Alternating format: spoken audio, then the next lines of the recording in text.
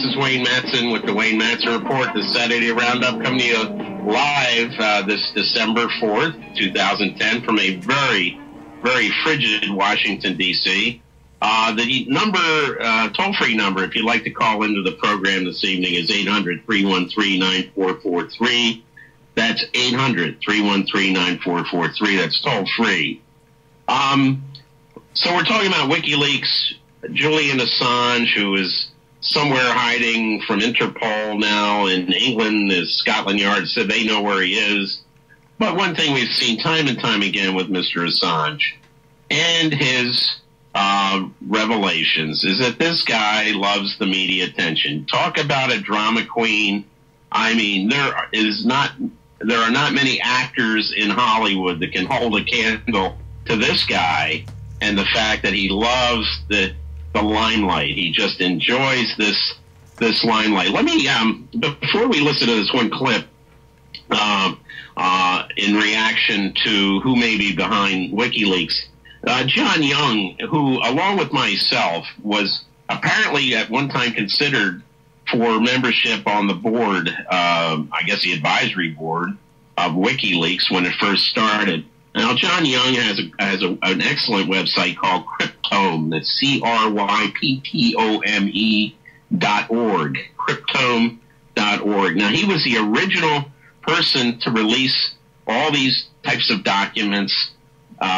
He did not play any games. He did not look for the limelight like Mr. Assange does. But let me read you what he's just posted on Cryptome. And his reaction to the fact that some of these State Department cables have been redacted. Redacted means names have been blocked out. Certain information has been blocked out by somebody. Now, this is after Assange says he's in favor of full disclosure. This guy has an agenda, and he's working for somebody. Okay, this is what John Young says. Dozens, perhaps hundreds of people are being put at risk by believing they are protected by the phony redaction scam WikiLeaks has cowardly joined under pressure to conform to authoritative demands to be, quote, responsible, unquote. Far better to tell the truth that the names are already loose so the victims know what the cabal of secret keepers knows. As if those who know the true names at redacting authoritatives at WikiLeaks and among the lawyers, editors, and personnel at its big news media bedmates will never tell, will tightly control the original documents. We'll never be subject to betrayal or a burglary or a leak. We'll never have a trusted insider who acts to inform the world. We'll never write a tell-all bestseller like Daniel Schmidt. He's Schmidt is Assange's former colleague at WikiLeaks who's left in disgust apparently at this guy. We'll never aspire to be Times Person of the Year. Believe it or not, there are rumors that Assange may be named Person of the Year, Time Magazine. But that's okay because, I mean, in the past we've had Stalin and Hitler. I mean, that's not an honorific. That just means you're newsworthy. And that's what the guy wants. He wants attention. A Nobelist. Oh, my God. Maybe they're going to give him the Nobel Prize. A movie star. A sexual predator eager to cut a deal with the authorities. Assange's craven desire to be an important world player is destructive to the WikiLeaks initiative to engage many participants equally with preference for documents, not personal fame. Fortunately, multiple wikis for leaking are now being set up unbound by Assange's lack of courage, presuming that lack of courage is not contagious to the newcomers. This is what John Young says. Never redact, no vital secrets, no deals with cheating dealers, and no gulling of more Bradley Mannings. This guy, Bradley Manning, is private first class, who's in jail. He's obviously not the source of all these documents. Maybe the video, but not from the video from Iraq. Maybe the video from Afghanistan, but certainly not all these documents, hundreds of thousands of documents. This was a leak authorized by somebody pretty senior that was able to bypass system security officers, audit controls, everything that's in place in these special compartmented information facilities like Manning worked in. That's what they want you to believe. They want to hang this guy. This guy's being used as a patsy, this Manning. But we're being played for a sucker. And who's benefiting from this the most?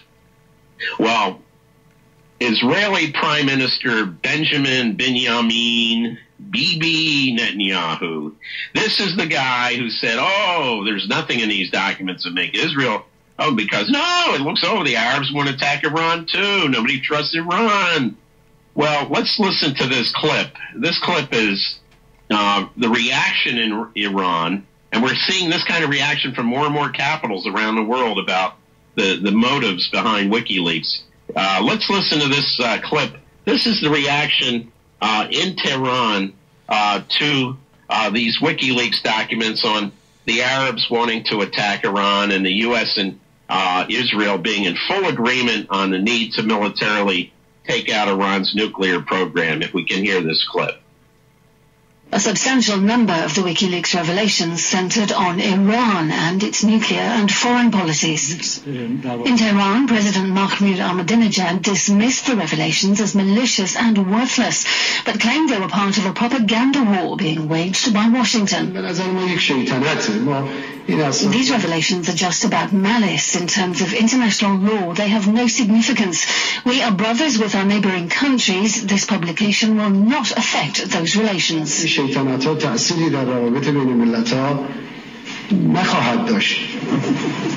to the WikiLeaks material, Israel is leading calls for the US to take tough action to curb Tehran's nuclear ambitions.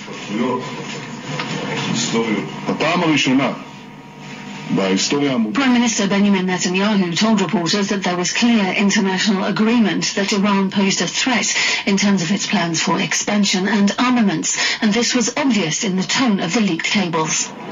Israel has long seen itself as threatened by Iran's plans for uranium enrichment and has lobbied strenuously for foreign intervention.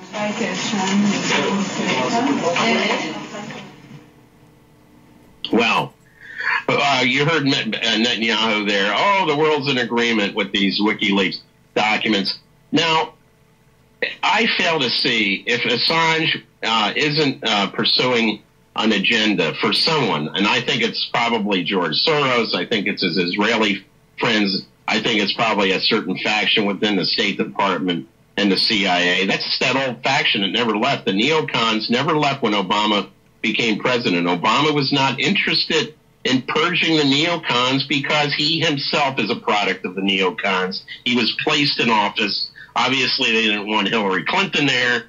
When I was on Alex Jones this past week, I said, look, Hillary is the one that's being made to look bad here. Also, her problems are within her own department. She's got a faction that obviously was responsible for leaking these documents, and they wind up in the hands of Assange, but they've already been, basically they've been cooked, they've been boiled down. Somebody redacted certain names.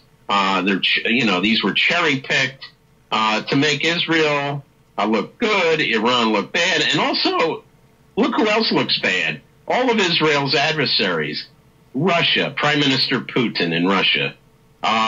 They're playing on this Medvedev, the president, Putin so-called rivalry. Well, that Batman and Robin, we saw that, likening Putin to Batman to Medvedev's Robin. So they're playing up that. Turkey, which is an adversary after Israel attacked their aid ship going to Gaza, very nasty things about Prime Minister Recep Tayyip Erdogan and his government.